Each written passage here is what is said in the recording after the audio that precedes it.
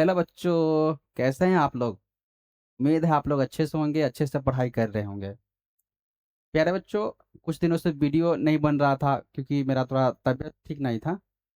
और कुछ दिन से मैं बिजी भी था और तबीयत भी सही नहीं था, तो इसलिए वीडियो नहीं बन रहा था। ठीक है। अब वीडियो है ना, ज़रूर बनेगा क्योंकि अभी मैं ठीक हूँ। ठीक है। तो प्यारे बच्चों, पिछले क्लास में मैंने आपको है ना क्लास 10th का केमिस्ट्री के बारे में मैंने पढ़ाया था। ठीक है। उम्मीद है आपने उस वीडियो को देखा होगा। बच्चों, जो केमिस्ट्री का जो क्लास था वो सभी बच्चे के लिए था, है ना। सभी बच्चे यानी जो क्लास 9th का हो, क्लास 10th का हो, क्लास 11th हो, 12th का हो, या किसी कंपटीशन का बच्चा कोई तैयारी करता हो, तो उस सभी के लिए था क्योंकि वो बेसिक क्लास था। ठीक है। तो बेसिक क्लास बहुत ज़्यादा इंपॉर्टेंट होता है, आपको पता होना चाहिए, क्योंकि जब तक वो बेसिक ही क्लियर नहीं रहेगा तो आपको क्लास समझ में नहीं आएगा। ठीक है।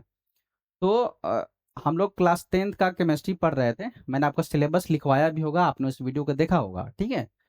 तो हम लोग है ना क्लास 10 का जो केमिस्ट्री है उसको लास्ट से है ना स्टार्ट करते हैं। यानी जो आपका केमिस्ट्री का सबसे लास्ट चैप्टर है, जिसका नाम है क्लासिफिकेशन ऑफ एलिमेंट, यानी तत्वों का वर्गीकरण। तो हम लोग तत्वों का वर्गीकरण से है ना पढ़ाई करेंगे, क्योंकि पहला चैप्टर दूसरा चैप्टर ये सब हम लोग पढ़ा, मैंने मेरा जो ऑफलाइन बैच है उसमें मैं पढ़ा चुका हूँ। ठीक है। तो सोचा मैंने लास्ट से ही पढ़ा देते हैं ताकि हर बच्चा का फायदा हो जाए। ठीक है। क्योंकि अभी अधिकांश कोचिंग में है ना ये जो केमिस्ट्री का लास्ट चैप्टर है वो नहीं पढ़ाया गया होगा, तो अगर आप मेरा वीडियो देखेंगे तो आपको बहुत सारा कंसेप्ट क्लियर भी हो जाएगा। ठीक है। और याद रखिएगा बच्चों, ये जो चैप्टर मैंने आज पढ़ाने जा रहा हूँ ये क्लास 10th के बच्चे के लिए भी है और क्लास 11th के बच्चे के लिए भी है, तो ये दोनों के लिए है। ठीक है। तो बच्चों आज हम लोग पढ़ेंगे, तो जो हम लोग का जो आज यानी हम लोग पढ़ेंगे केमिस्ट्री। बच्चों आज हम लोग पढ़ेंगे केमिस्ट्री। ठीक है। आज हम लोग केमिस्ट्री पढ़ेंगे। तो केमिस्ट्री में जो बच्चे पढ़ेंगे ना हम लोग, तो ये क्लास 10th और क्लास 11th दोनों के लिए है। याद रखेंगे, ये class 10th and class 11th ये दोनों है ना दोनों स्टूडेंट के लिए है। ठीक है। क्लास 10th के स्टूडेंट के लिए भी है, क्लास 11th के स्टूडेंट के लिए है। याद रखिए क्लास 10th में जो आज हम लोग चैप्टर पढ़ने जा रहे हैं, तो क्लास 10th में है ना ये सबसे लास्ट चैप्टर है, यानी आपका चैप्टर नंबर 5 है केमिस्ट्री में। इसको चैप्टर नंबर 5 में रखा गया है, चैप्टर 5 है आपका। ठीक है। केमिस्ट्री में बात करें तो ठीक है, यानी सबसे लास्ट चैप्टर है आपका। और क्लास 11th में है ना ये आपका तीसरा चैप्टर है, चैप्टर नंबर तीसरा है। यानी जब आप क्लास क्लास 11th है ना साइंस से पढ़ेंगे तो केमिस्ट्री में ये आपका तीसरा चैप्टर है। ठीक है। तो बच्चों आज का जो क्लास है ये क्लास 10th और क्लास 11th दोनों के लिए है। ठीक है। तो चैप्टर का क्या नाम है, तो बच्चों चैप्टर का क्या नाम है, तो बच्चों चैप्टर का नाम है आज जो हम लोग पढ़ेंगे उस चैप्टर का नाम है। ठीक है। उस चैप्टर का नाम है periodic classification of element. Periodic classification, periodic classification of element. ठीक है। Periodic classification of element. ठीक है। तो आज जो बच्चों हम लोग चैप्टर पढ़ रहे हैं उस चैप्टर का नाम है पीरियोडिक क्लासिफिकेशन ऑफ एलिमेंट, यानी तत्वों का तत्वों का आवर्त तत्वों का आवर्त वर्गीकरण। ठीक है। तत्वों का आवर्त वर्गीकरण। ठीक है। तो बच्चों ये आपका चैप्टर है। ठीक है। चैप्टर का नाम है पीरियोडिक क्लासिफिकेशन ऑफ एलिमेंट। ठीक है। और ये चैप्टर बच्चों क्लास 10th के लिए भी है और क्लास 11th के बच्चा के लिए भी है। क्लास 10th में ये आपको याद रखेंगे सबसे लास्ट चैप्टर है, यानी चैप्टर नंबर 5 बोला जाता है इसको केमिस्ट्री के हिसाब से। ठीक है। क्योंकि केमिस्ट्री में आपका टोटल 5 है ना चैप्टर है। कौन कौन है एक बार बता देते हैं। तो केमिस्ट्री में 5 चैप्टर है, जिसमें पहला चैप्टर आता है chemical reaction and equation, syllabus आपको लिखवाया गया होगा। दूसरा चैप्टर का नाम है एसिड बेस एंड साल्ट, और तीसरा चैप्टर का नाम है ना मेटल एंड नॉन मेटल, और चौथा चैप्टर का नाम है ना कार्बन एंड इट्स कंपाउंड, यानी कार्बन तथा उसके यौगिक, और पांचवा चैप्टर का नाम है पीरियोडिक क्लासिफिकेशन ऑफ एलिमेंट, यानी तत्वों का आवर्त वर्गीकरण। ठीक है। तो बच्चों आज हम लोग इसी चैप्टर को पढ़ेंगे और ये बहुत इंपॉर्टेंट चैप्टर है। ठीक है, बहुत ज़्यादा इंपॉर्टेंट, हर कंपटीशन में आता है, यानी बोर्ड में भी आएगा आपको, और याद रखिएगा हर कंपटीशन में आता है, कोई भी आप कंपटीशन दीजिएगा उसमें 100% यहाँ से सवाल आएगा। ठीक है, तो देखिए अब है कि सर इस चैप्टर में पढ़ना क्या है, आप ये बताइए, है ना, इस चैप्टर में क्या क्या पढ़ना है। देखिए तो इस चैप्टर में आप सबसे पहले पढ़ेंगे कि जो तत्वों का जो वर्गीकरण किया ना, तत्वों का जो वर्गीकरण किया, तो सबसे पहला कौन साइंटिस्ट था जिसने तत्वों का क्या किया था, वर्गीकरण किया था। ठीक है, यानी इसमें आप तत्वों का वर्गीकरण के बारे में पढ़ेंगे। ठीक है, तो तत्वों का वर्गीकरण की बात करें तो इसमें सबसे पहला जो साइंटिस्ट था उसका नाम था डोबर्नियर। तो डोबर्नियर ने क्या किया था, एक नियम दिया था, तो उस नियम को कहा जाता है डोबर्नियर लॉ ऑफ ट्रायड। तो पहला आप पढ़ेंगे डोबर्नियर का, डोबर्नियर्स लॉ ऑफ ट्रायड। इस चैप्टर में आप सबसे पहले पढ़ेंगे डोबर्नियर लॉ ऑफ ट्रायड्स, यानी डोबर्नियर का डोबर्नियर का डोबर्नियर का तिर्यक का नियम, डोबर्नियर का तिर्यक का नियम के बारे में आप पढ़ेंगे। ठीक है, तो बच्चों आप इस चैप्टर में सबसे पहले पढ़ेंगे डोबर्नियर्स लॉ ऑफ ट्रायड, यानी डोबर्नियर का तिर्यक का नियम। ठीक है, दूसरा आप क्या पढ़ेंगे, जैसे ही डोबर्नियर का यानी डोबर्नियर्स का जो तिर्यक का नियम है, जैसे ही यह नियम फेल कर जाएगा तो उसके बाद एक और साइंटिस्ट आएगा जिसका नाम है न्यूलैंड। तो न्यूलैंड जो है ना, न्यूलैंड के नियम को कहा जाता है अष्टक का नियम। न्यूलैंड के नियम को क्या कहते हैं, अष्टक का नियम, यानी लॉ ऑफ एक्टिव्स ऑक्टेव्स कहा जाता है, लॉ ऑफ ऑक्टेव्स यानी अष्टक का नियम। तो अष्टक का नियम किसने दिया था, तो अष्टक का नियम दिया था न्यूलैंड्स ने, इसलिए न्यूलैंड के नियम को ही कहा जाता है अष्टक का नियम। और डोबर्नियर ने जो नियम दिया था उसको बोला जाता है लॉ ऑफ ट्रायड, यानी त्रियक का नियम। तो त्रियक का नियम किसने दिया था, तो त्रियक का नियम दिया था डोबर्नियर ने। और जैसे ही इसका नियम फेल कर गया तो उसके बाद आता है न्यूलैंड्स न्यूलैंड्स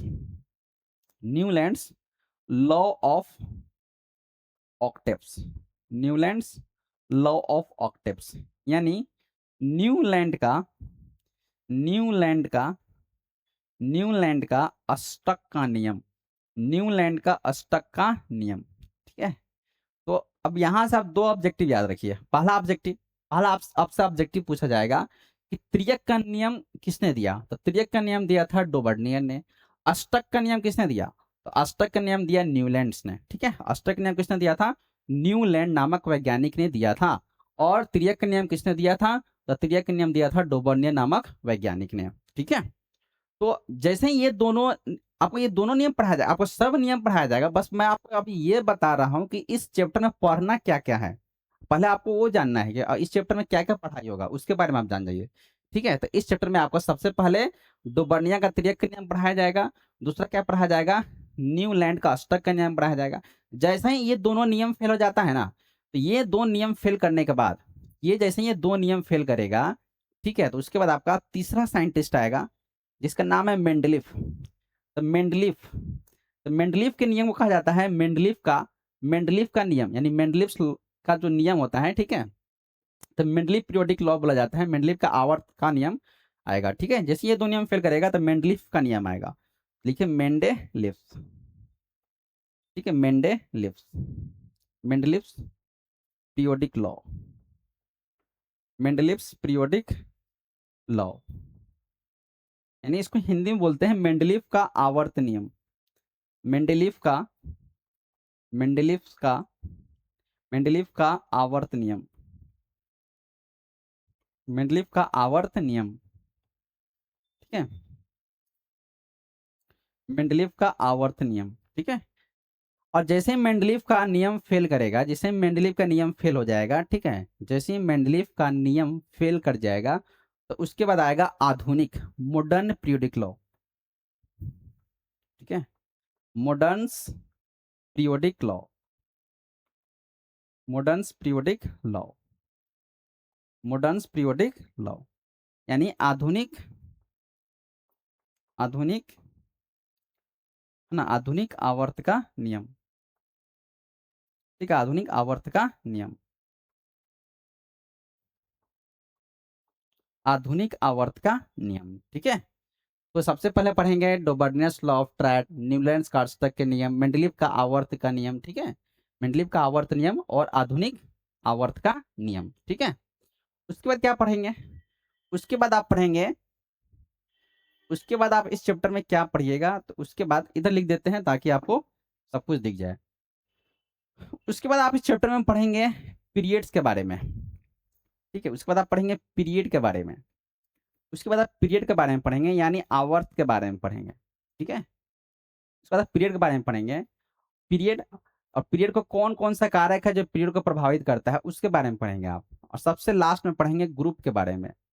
ग्रुप मतलब होता है समूह, ग्रुप मतलब होता है समूह। ठीक है, इसी को हम वर्ग भी कहते हैं। ठीक है, तो ग्रुप के बारे में पढ़ेंगे।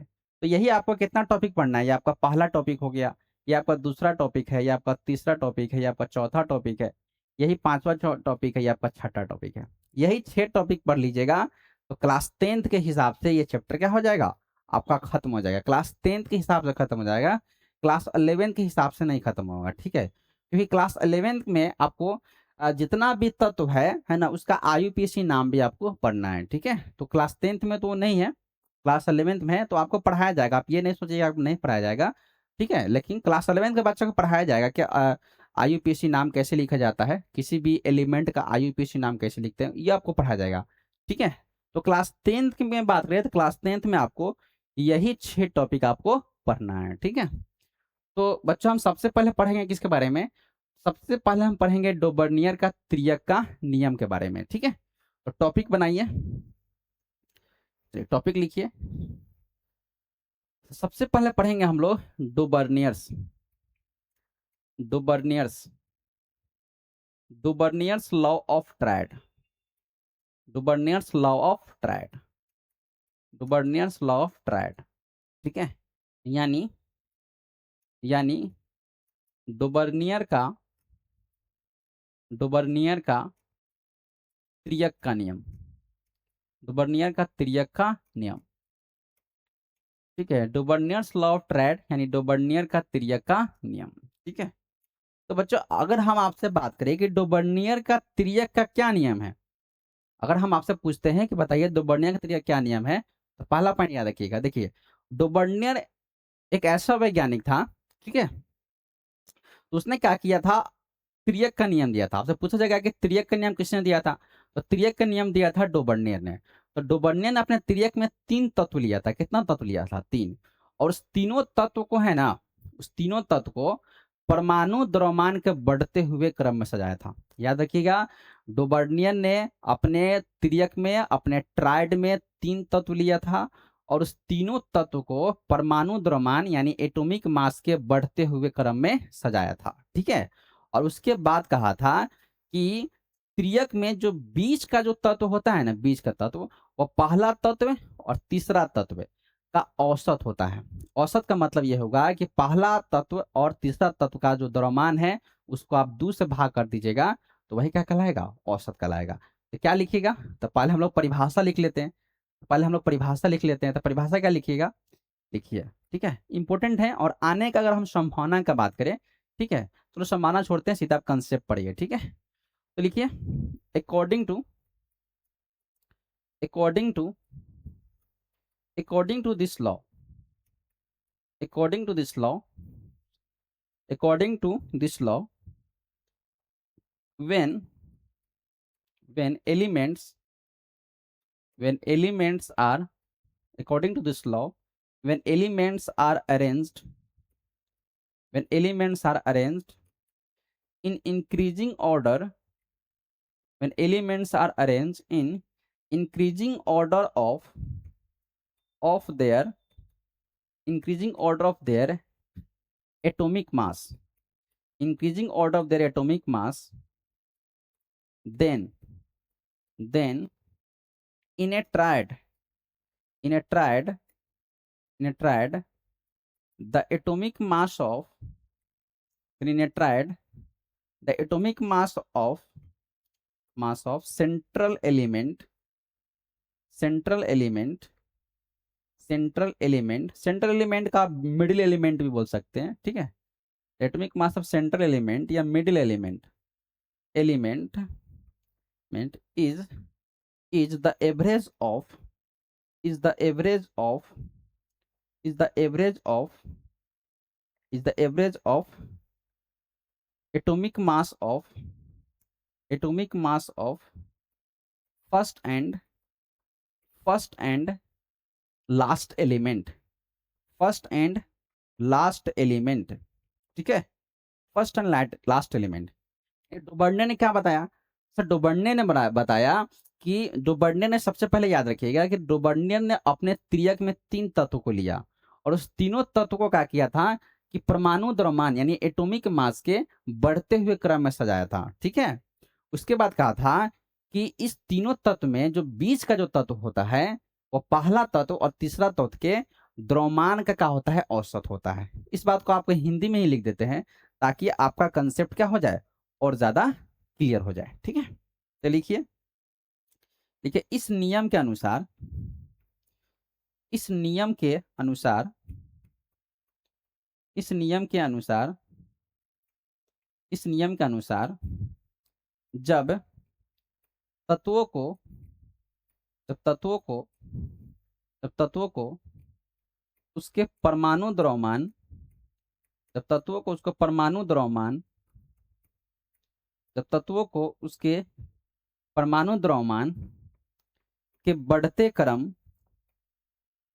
क्रम में सजाया जाता है, सजाया जाता है, सजाया जाता है, तब तब त्रियक में तब त्रियक में तब त्रियक में बीच का त्रियक में बीच का तत्व का परमाणु द्रव्यमान, त्रियक में बीच का तत्व का परमाणु द्रव्यमान प्रथम तत्व तथा तथा तीसरा तत्व, प्रथम तत्व तथा तीसरा तत्व प्रथम, वन सेकेंड, प्रथम क्या लिखा है मैंने? इस नियम के अनुसार जब तत्वों को उसके परमाणु द्रव्यमान के बढ़ते हुए क्रम में, यहाँ बढ़ते हुए लिख लीजिएगा, बढ़ते हुए क्रम में सजाया जाता है, तब त्रियक में बीच का तत्व का परमाणु द्रव्यमान प्रथम तत्व तथा तीसरे तत्व के प्रथम तत्व तथा तीसरे तत्व के परमाणु द्रव्यमान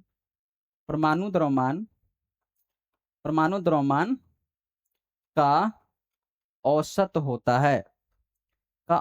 होता है, ठीक है, का औसत होता है। क्या बताया मैंने? अच्छा, मैंने बताया इस नियम के अनुसार जब तत्वों को उसके परमाणु द्रव्यमान के बढ़ते हुए क्रम में सजाया जाता है, तब त्रियक में बीच का तत्व का परमाणु द्रव्यमान प्रथम तत्व तथा तीसरे तत्व के परमाणु द्रव्यमान का औसत होता है, ठीक है। ये बात किसने बताया था? ये बात बताया था डुबर्नियर ने, ठीक है। तो एक काम करते हैं, हम 3 तत्व मान लेते हैं, ठीक है। तो माना कि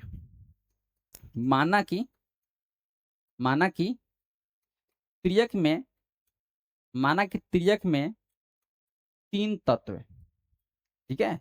मैंने त्रियक में 3 तत्व मान लिया, यानी लेट 3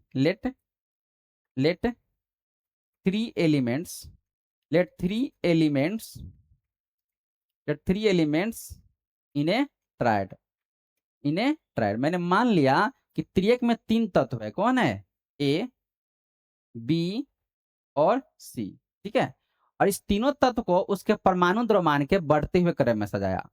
इस तीनों तत्व को किस क्रम में सजाया मैंने? परमाणु द्रव्यमान के बढ़ते हुए क्रम में सजाया, ठीक है।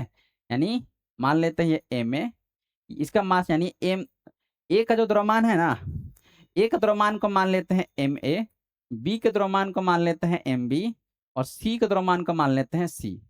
तो इसमें मैंने परमाणु द्रव्यमान के बढ़ते हुए क्रम में सजाया है मैंने, ठीक है। यानी यहां लिख दीजिएगा इंक्रीजिंग ऑर्डर ऑफ मास, ठीक है, इंक्रीजिंग ऑर्डर ऑफ मास यानी परमाणु द्रव्यमान, increasing order of atomic mass लिख दीजिए, increasing order of atomic mass,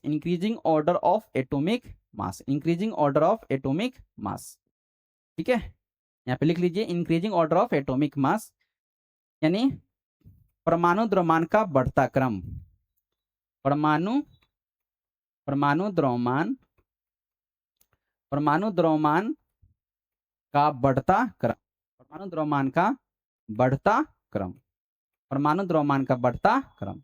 तो अगर परमाणु द्रव्यमान के बढ़ता क्रम से अगर हम बात करें, परमाणु द्रव्यमान का बढ़ता क्रम से बात करें, तो मान लेते हैं सबसे छोटा द्रव्यमान ए का, फिर इससे ज्यादा बी का, इससे द्रव्यमान सी का। ठीक है, तो तिर्यक के क्या नियम था, लिखेंगे तिर्यक के नियम के अनुसार, तिर्यक के नियम से या डोबर्नियर के नियम से बोल सकते हो, लिख लीजिए डोबर्नियर के नियम से। यहाँ पे लिखेंगे डोबर्नियर के नियम से, डोबर्नियर के नियम से, डोबर्नियर के नियम से, डोबर्नियर के नियम से, डोबर्नियर के नियम से। ठीक है, यानी from from Dobereiner's law, from Dobereiner's law, from Dobereiner's law. तो डोबर्नियर के नियम से क्या कहा, डोबर्नियर ने क्या कहा था, डोबर्नियर ने कहा कि जब आप तिर्यक में तीन तत्व लेते हैं, तो तीन तत्व मैंने मान लिया ए बी सी, अब इस तीनों तत्व को परमाणु द्रव्यमान के बढ़ते हुए क्रम में सजाते हैं, तो मैंने इसको परमाणु द्रव्यमान के बढ़ते हुए क्रम में सजा दिया। ठीक है, तो जैसे ही आप सजाते हैं, तो डोबर्नियर ने कहा था कि बीच का तत्व का जो परमाणु द्रव्यमान होगा, बीच का तत्व का, तो बीच में कौन है, बीच में है एमबी, तो बीच का तत्व का जो परमाणु द्रव्यमान होगा, ये प्रथम तत्व का परमाणु द्रव्यमान, प्रथम तत्व का परमाणु द्रव्यमान और तीसरे तत्व का परमाणु द्रव्यमान, तीसरे तत्व का परमाणु द्रव्यमान का औसत होता है। तो औसत का मतलब होता है बटा 2। ठीक है, तो यही सूत्र होता है, यही क्या होता है बाबू, सूत्र होता है। यानी एम बी इक्वल टू क्या होता है, M B equal to M A plus M C by 2। ठीक है, इस बात को आपको हम एक बार और बताते हैं ताकि आपका कंसेप्ट क्या हो और ज्यादा क्लियर हो। डोबर्नियर्स ने क्या कहा था, डोबर्नियर्स ने कहा था कि डोबर्नियर्स ने कहा कि यार तिर्यक का नियम दिया। ठीक है, और तिर्यक में उसने तीन तत्व लिया, तो मैंने तीन तत्व माना है ए बी सी। तो उसने कहा कि तीनों तत्व को है ना परमाणु द्रव्यमान के बढ़ते हुए क्रम में सजाइए। तो मैंने ए बी सी का परमाणु द्रव्यमान को माना है, ए का माना है परमाणु द्रव्यमान ए, बी का माना है एम बी और सी का माना है एम सी, और इस तीनों तत्व का परमाणु द्रव्यमान के बढ़ते हुए क्रम में सजा दिया। तो डोबर्नियर्स ने कहा था कि बीच का जो तत्व होता है, बीच का जो तत्व होता है, यह प्रथम तत्व और तीसरे तत्व के द्रव्यमान का औसत होता है। इसी नियम को कहा जाता है डोबर्नियर्स का नियम। तो बच्चों याद रखिएगा, तो डोबर्नियर का जो तिर्यक का नियम था ना बच्चों, ये सभी पे है ना लागू नहीं होता है, सभी तत्व पे लागू नहीं होता है, ये कुछ ही तत्व पे लागू होता है। ठीक है, तो कौन कौन सा तत्व है जिस पे डोबर्नियर्स का नियम है ना लागू होता है ना, कौन कौन सा तत्व है जिस पर डोबर्नियर्स का नियम लागू होता है ना, उसके बारे में हम लोग जानते हैं। तो लिखिए, टॉपिक लिखिए example, example of triad, topic लिखिए एग्जाम्पल।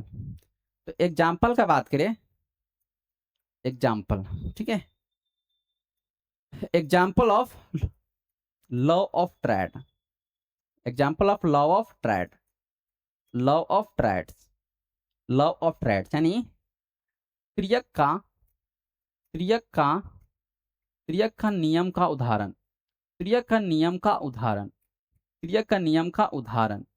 तो बच्चों याद रखेंगे डोबर्नियर का जो त्रियक का नियम था वह किस किस तत्व पे लागू कर रहा था। तो याद रखिएगा डोबर्नियर का त्रियक का नियम सभी तत्व पे लागू नहीं होता है, ये कुछ ही तत्व पे लागू होता है। तो अब आता है कि सर कौन कौन सा तत्व है, कौन कौन सा तत्व है जिस पर डोबर्नियर का त्रियक का नियम लागू होता है। तो एग्जाम्पल याद रखिए, लिखिए एग्जाम्पल, एग्जाम्पल, एग्जाम्पल यानी उदाहरण, उदाहरण, उदाहरण। बच्चों याद रखिएगा इसका उदाहरण इंपॉर्टेंट है, इसका उदाहरण क्या है, इंपॉर्टेंट है, इंपॉर्टेंट। और MBBA कर लीजिएगा क्योंकि आप कोई भी एग्जाम दीजिएगा यहाँ से ना, अगर डोबर्नियर से जब भी सवाल बनेगा ऑब्जेक्टिव में, कोई भी एग्जाम हो है ना, बोर्ड का हो चाहे कोई भी कंपटीशन का हो, रेलवे का हो, बैंकिंग, कोई भी एग्जाम देते हो, अगर डोबर्नियर से जब भी सवाल बनाएगा तो उसके एग्जाम्पल से ही सवाल बनाता है। तो क्या है एग्जाम्पल, उसको समझिए।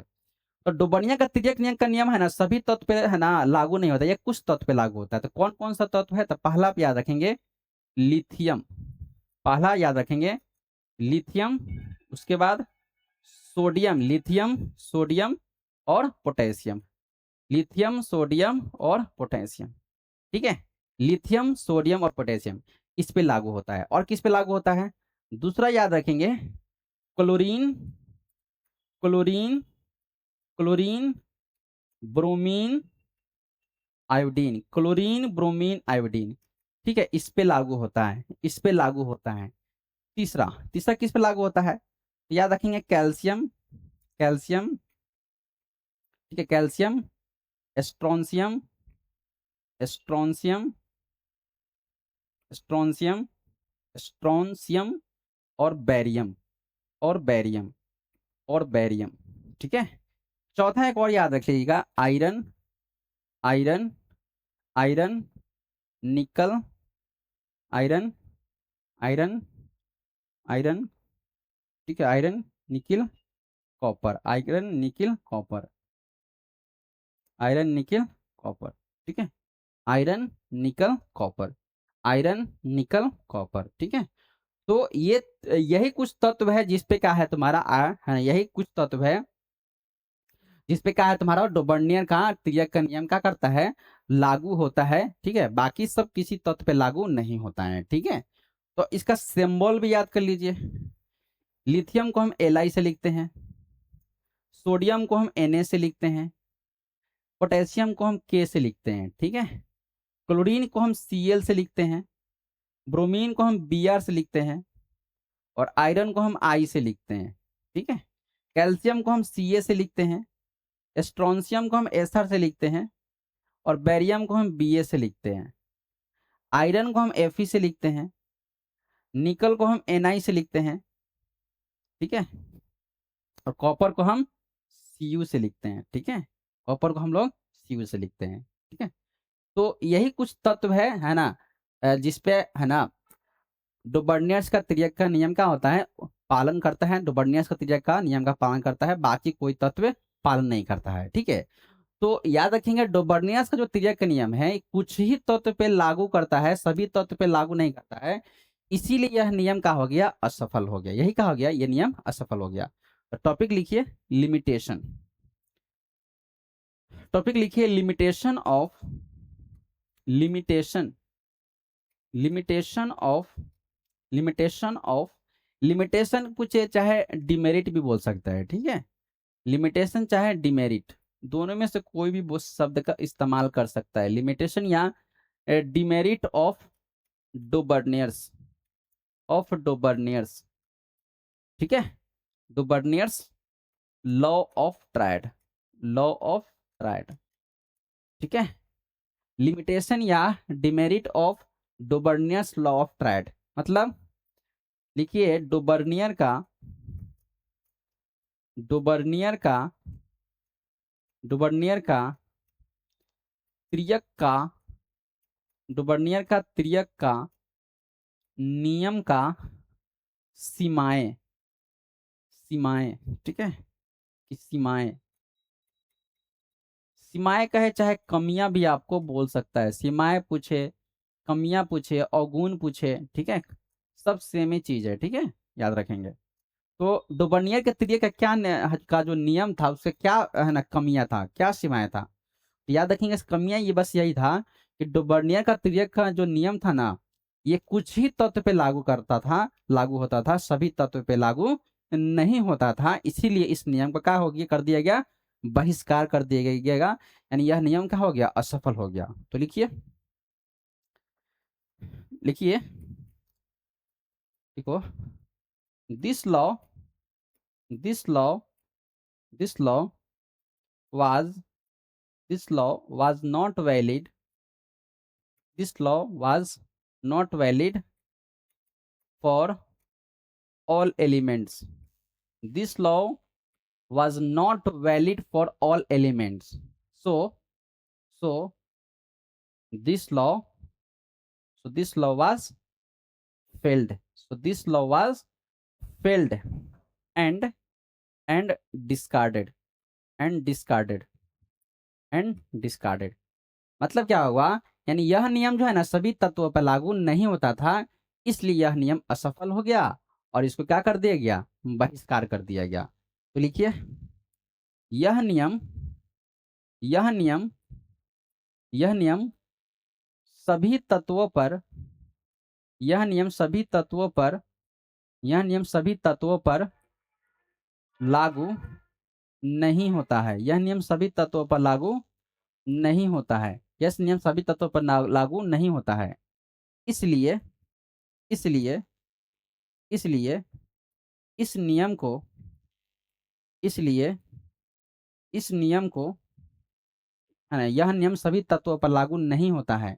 इसलिए इसलिए यह नियम इसलिए यह नियम इसलिए यह नियम इसलिए यह नियम असफल हो गया।